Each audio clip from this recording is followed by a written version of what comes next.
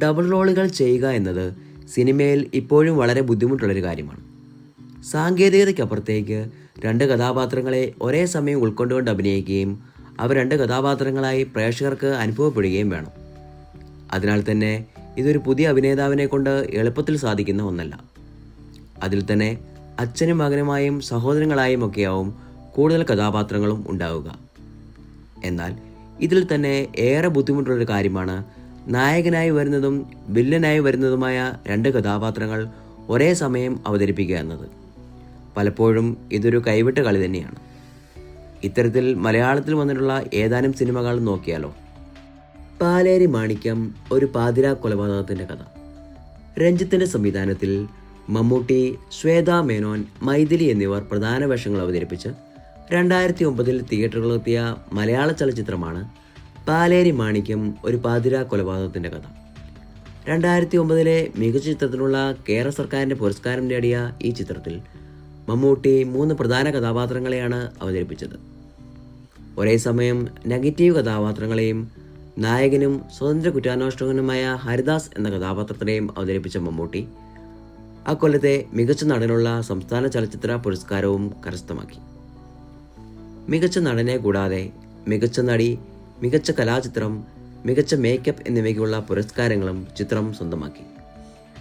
മമ്മൂട്ടിയുടെ ചിത്രത്തിലെ പ്രകടനം ഏറെ പ്രേക്ഷക പ്രശംസ നേടി എന്ന് മാത്രമല്ല, അദ്ദേഹത്തിൻ്റെ കരിയറിലെ ഒരു മികച്ച ചിത്രം കൂടിയായിരുന്നു ഈ ചിത്രം.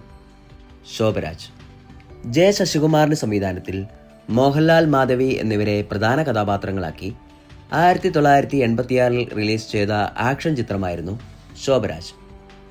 സലീം ജാവേദിൻ്റെ അമിതാഭ് ബച്ചൻ ചിത്രമായ ഡോണിൻ്റെ റീമേക്കാണ് ഈ ചിത്രം.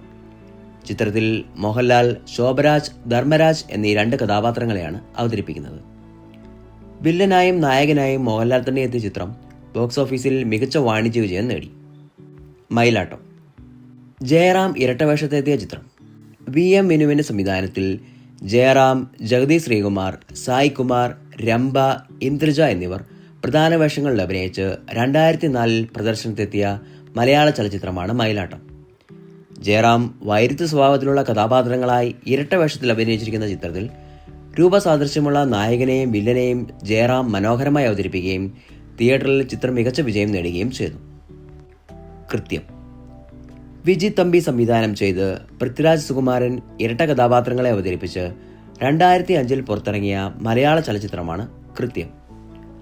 പൃഥ്വിരാജ്, സത്യ, ക്രിസ്റ്റി ലോപ്പസ് എന്നീ 2 കഥാപാത്രങ്ങളെയാണ് ചിത്രത്തിൽ അവതരിപ്പിച്ചിരിക്കുന്നത്. പൃഥ്വിരാജിൻ്റെ ആദ്യകാല പരീക്ഷണ ചിത്രങ്ങളിൽ ഒന്നുകൂടിയായിരുന്നു കൃത്യം. ഇത്തരത്തിൽ ഒന്നിലധികം കഥാപാത്രങ്ങൾ ചെയ്യുക എന്നത് തന്നെ വളരെ ബുദ്ധിമുട്ടാണ് എന്ന് നമ്മൾ കണ്ടു. അപ്പോൾ ദശാവതാരം എന്ന സിനിമയിൽ 10 കഥാപാത്രങ്ങൾ ചെയ്ത കമലഹാസനെയൊക്കെ എന്താണ് വിളിക്കേണ്ടതല്ലേ? ഒറ്റപ്പേര്, ദി ലെജൻഡ്. അടുത്ത കാലത്ത് ജോജു ജോർജ് ഇത്തരത്തിൽ നായകനായും പ്രതിനായകനായും ഒരേ സിനിമയിൽ ഡബിൾ റോളിലെത്തിയിരുന്നു. ചിത്രം ഏതാണെന്നറിയാവുന്നവർ ഒന്ന് കമൻറ്റ് ചെയ്തോളൂ. മറ്റൊരു നല്ല വീഡിയോയുമായി വീണ്ടും കാണാം. നന്ദി.